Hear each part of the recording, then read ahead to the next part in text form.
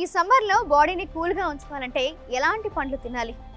Coconut, water melon, Popeye ఇలాంటివి కదా మనం తింటాం. మరి పప్పాయి తినడం వల్ల వేసవిలో మంచిదా కాదా? ఇలాంటి విషయాలు ఈరోజు తెలుసుకుందాం.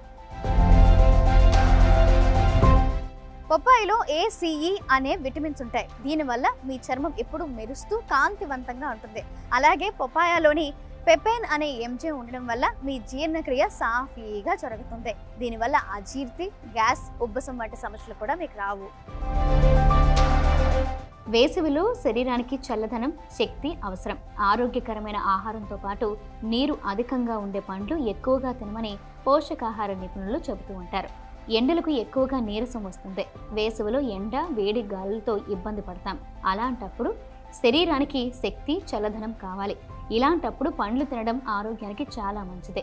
పండ్లలో అనేక రకాలైన పోషకాలు ఉంటాయి. వేసవిలో తినదగ్గ పండ్లలో బొప్పాయి ఒకటే. రుచిగా ఉండడమే కాదు, ఆరోగ్యానికి కూడా మంచిదే. కానీ వేసవిలో బొప్పాయి అందరికీ మంచిదేనా? చౌకైన పండ్లలో ఇది కూడా ఒకటే.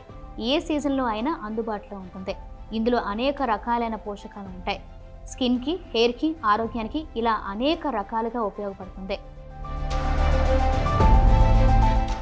పపాయాలో 88% నీరు ఉంటుంది. సో దీన్ని మీరు తీసుకోవడం వల్ల మీ బాడీ ఎప్పుడు కూల్గా ఉంటుంది.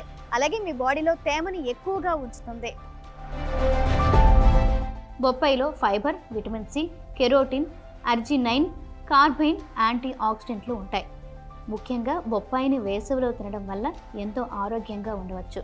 హెల్త్తో పాటు అందం కూడా పెరుగుతుంది.